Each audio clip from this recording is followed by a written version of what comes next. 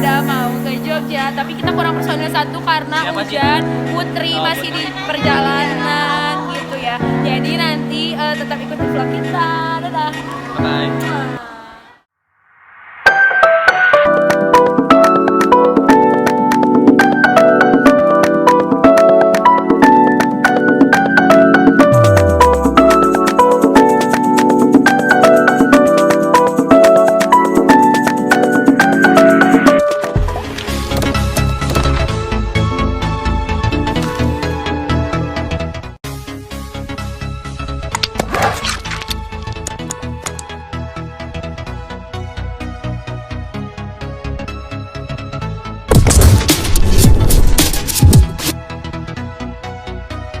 Guys, kita dari kelompok satu. Ulang satu ya?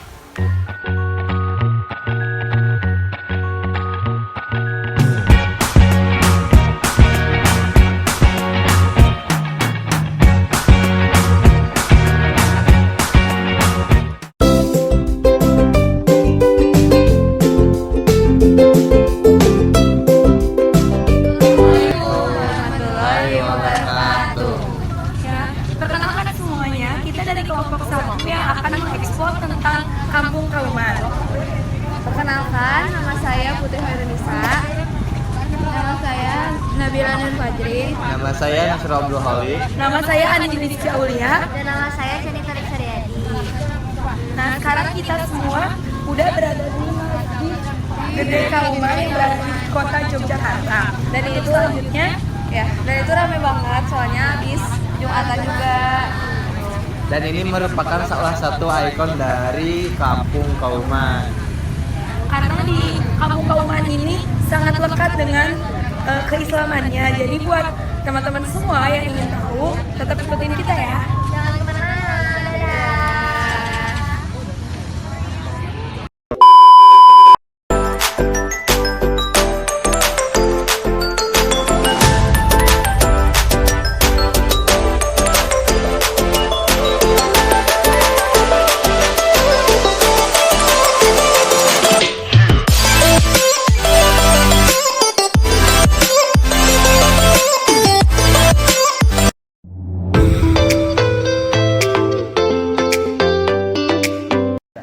Ritual yang apa bukan ritual yang menciri khaskan banget Kauman, Islam di Kauman itu gimana?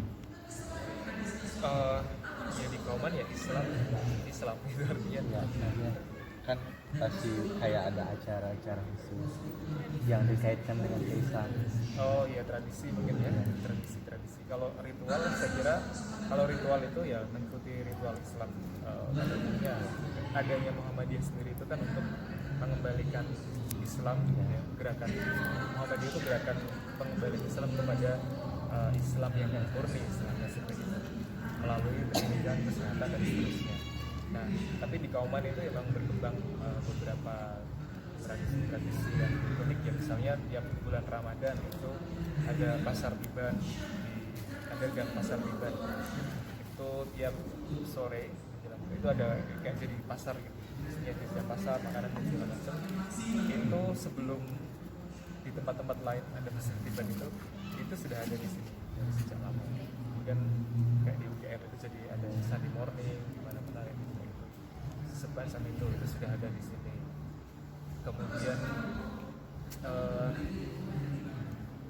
kalau tradisi-tradisi yang khusus ritual itu nggak ada sih ya, karena memang kalau yang tradisi itu lebih mengikut kegiatan dari keraton. Kalau Muhammadiyah yang nampak ya kegiatan kalau Kauman yang nampak adalah kegiatan kemuhammadiyahannya. Tapi segala kegiatan kemuhammadiyahan ada di sana. Iya, Termasuk tadi kan kayak tapak suci. iya tapak suci Khas itu Muhammad itu kan Hizbul Watan tapak suci. benar. Itu semua lahirnya kan di sini. Semua lahirnya di Kauman. Kemudian ada kalau tapak suci itu ada gedung Bina Manggala gitu ya, tapak suci. Kemudian iya apa ya kegiatan kemuhammadiyahan sih PLN segala macam. Tapi kalau tapak suci kayak gitu itu masyarakat umum atau hanya diajarkan di sekolah? Kan kalau misalkan di sana di Tasik itu kan hanya di sekolah masyarakat umum Muhammadiyah kayak Kalau di sini, kalau sekarang itu memang sekolah sih yang saya lihat yang berjalan yang intens, artinya secara struktur itu sudah ada sistemnya gitu.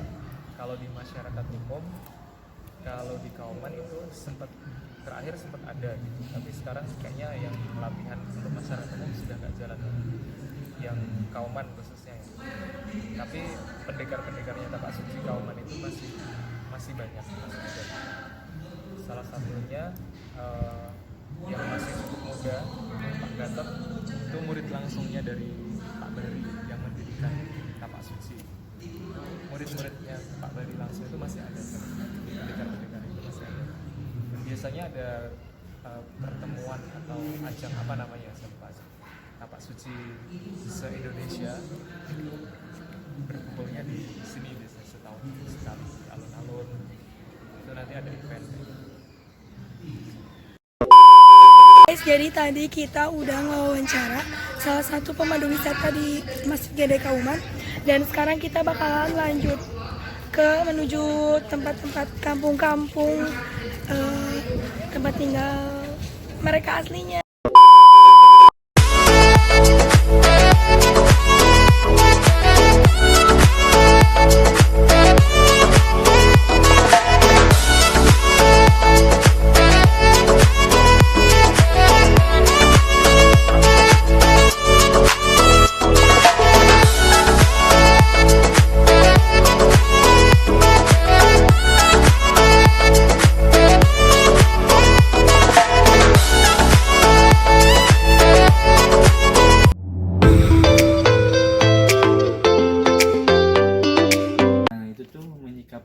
hal tersebut gimana sih supaya anak-anak itu masih bisa melestarikan ataupun Islam itu kan kalau sore kan ada TPA setiap hari Senin, Rabu, Jumat Pak. Kalau TPA itu kan udah sore itu udah ada jamnya.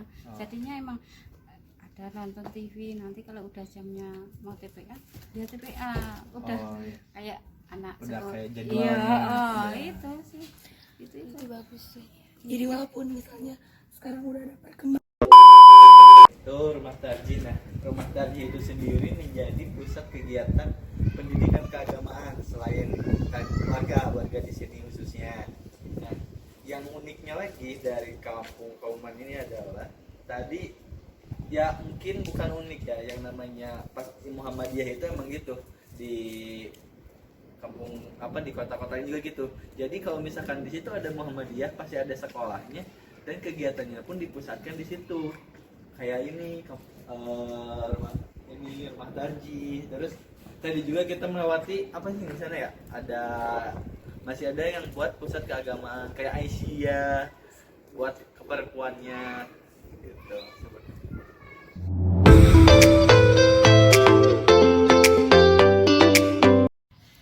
Kalau secara penglihatan Bapak gitu ya, ada perkembangan nggak sih? Apakah gitu-gitu dari dulu gitu aja ataupun dari bangunannya apa dari kegiatan? dari kegiatannya, dari bangunannya pun? Oh, kalau dari bangunannya karena mungkin dipertahankan seperti itu ya. Kalau bangunannya dari dulu Gitu. relatif seperti itu, cuman kalau misalnya apa ada catnya yang usam cuma dari catnya, tapi dari bentuknya sama dari bangunannya relatif sama, cuma dari kegiatannya itu kalau saya lihat semakin kesini kegiatannya semakin banyak. Misalnya di sana ada jadwalnya juga di beberapa antara salat maghrib sama isya itu biasanya ada kegiatan pengajian. Nah terus di habis isya biasanya di sini ada kegiatan beberapa kegiatan, utamanya dari majelis tarjihnya Muhammadiyah yang sering ngisi kegiatan keagamaan. Mereka ada beberapa tema akidah, ada tema tauhid, terus nanti ada tema tentang akhlak macam-macam. Ada kegiatan dari teman-teman salafi juga. Relatif lebih ramai sekarang dibanding dulu kegiatannya. Kalau perkembangannya lebih ke kegiatan sih, tapi dari segi fisik bangunan dan Ya sama aja. kemarin kan teman-teman apa Muslim Fest juga ngadain acara di sini meskipun nggak utuh, terus kegiatannya diterusin ke Masjid Jagakarya.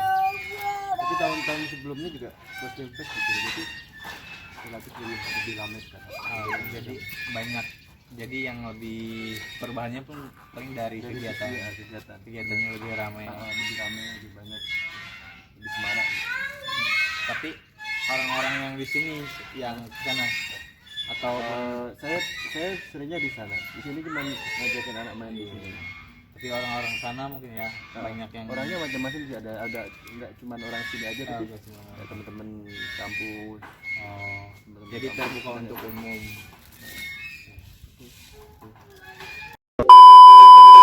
Jadi teman-teman di Kampung Kauman RT 12 ini tuh termasuk ke wilayah yang asri, cukup Iya. asri karena bisa kita lihat di sini tuh banyak banget tanaman hijaunya Iya. yang ditanam di pot-pot maupun ditempelin di dinding-dinding. Maupun di depan halaman rumahnya, walaupun ya bukan halaman sih lebih tepatnya. Banyak tanaman. Iya, tanaman di depan rumahnya. Karena ini termasuk salah satu kampung hijau ya yang ada di kota Jakarta. Hijau Nah, Pokok mereka tuh rumahnya lucu-lucu dan di setiap rumahnya tuh selalu ada pot bunga dan kayak bacaan save energi Iya, kayak nih, gitu. kayak Jadi gitu. mereka nih, save energi ya termasuk rumah kawasan yang ramah lingkungan. sederhana namun ramah lingkungan. Dan cukup sangat bersih, malahan kita nggak lihat Nggak sampah lihat sampah sama sama sekali sekali, sepanjang bahkan. jalan. Bahkan tadi tuh aku lihat di masjid sendiri itu nggak menyediakan tong sampah mungkin, tapi dengan nggak menyediakan tong sampah itu malah membuat pengunjung dan masyarakat tuh sadar nggak membuang sampah sembarangan. Jadi walaupun rumahnya di sini tuh padat tapi nggak kumuh gitu, bagus pokoknya. Di sini penduduknya juga udah rajin menanam tanaman dan juga sayuran. Banyak ini kebun Pulau Jowo, banyak banget tumbuhan-tumbuhan.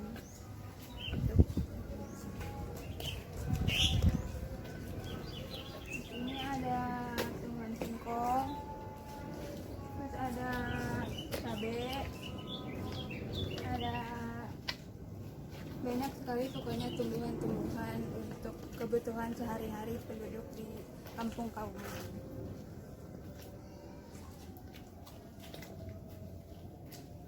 Jadi teman-teman, sekarang kita ada di depan tempat pemakamannya dari Ahmad Dahlan. Iya, yang merupakan istri dari Ahmad Dahlan. Kiai Haji Ahmad Ini Dahlan. masukin. Lihat ini.